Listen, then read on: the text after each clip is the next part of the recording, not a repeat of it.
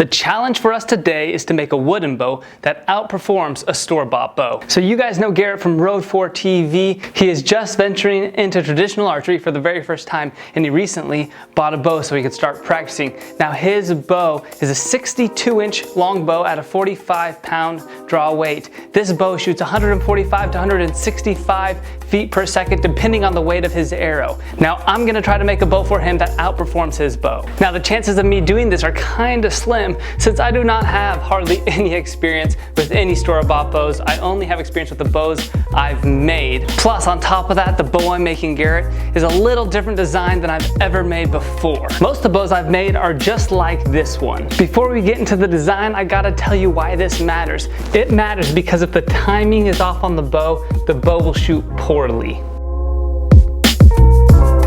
This can happen with compound bows, and you might have heard of this where the cams do not rotate in sync together. And when they don't rotate simultaneously, then there's gonna be a lot of hand shock and the arrow is not gonna fly straight for you, and it's gonna be really hard to tune your bow because when you draw a bow back to shoot and release that arrow, both limbs are swinging forward at the same time.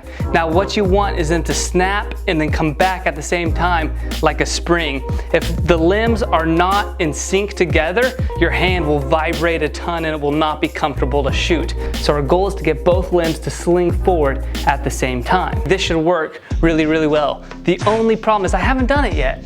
Put your thinking cap on and stick with me for a second because this is very important. In order to have both limbs sling forward at the same time, you would think you would need both limbs to be equidistant. That is not necessarily true. On this bow right here, I have the center of the bow in the middle of the handle. The arrow rest is above the center, which means I need to make the top limb bend a little more. And this is how I've made most of my bows in the past.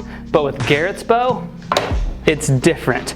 I've got the arrow rest in the very center of the entire bow, hoping that this will make the bow shoot even sweeter. I've got equal distance on either side here, which causes for a small handle in this case.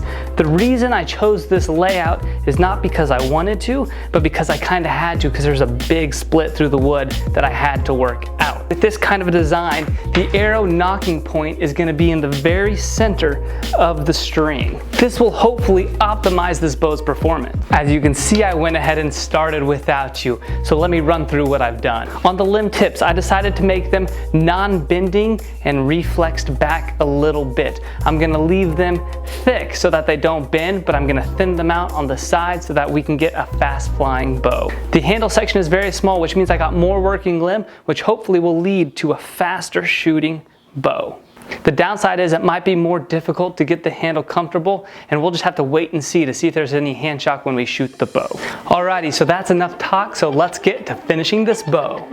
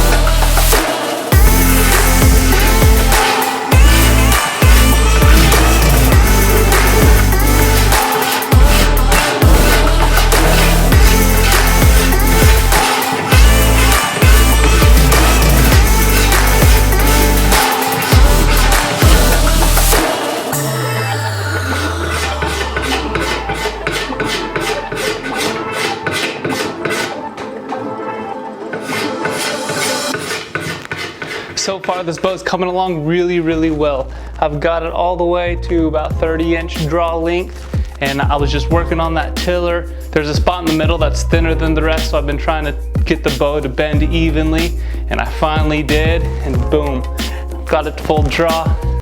And then I checked the draw weight, 35 pounds. So if I don't tell Garrett, I don't think he'll ever notice. And that's what I was planning to do until I thought to myself and heard his voice in my head. Dadgum, Kramer, you know I'm stronger than that. Yeah, I gotta do something about this. So 2 ways I can strengthen the poundage of this bow. One is you can add a bow backing, so I could add like that fiberglass, or I could add like sinew, but I don't really have time for that. Second option would be to reflex or recurve the limbs even more. That'll add a couple pounds of poundage, but I don't really want to do that. He was looking for a long bow or a reflex bow. So the third option I've got is to shorten the limb tips. If I make the bow shorter, it should be stronger. So that's what I'm gonna do. I'm gonna take 1.5 or so inches off of each limb tip. This is a 62.5, 63-inch bow at the moment right now, which is a little bit long for hunting, or for what I would like to hunt with. And I know Garrett's gonna be hunting with this bow, so I wanna make it as easy as possible for him to move around in a blind with it or move around in a tree stand. So making it shorter will help with that too. Plus, I can get it up to the strength that Garrett has. So that is our next steps on this process. And like I always say, when in doubt, get back to work.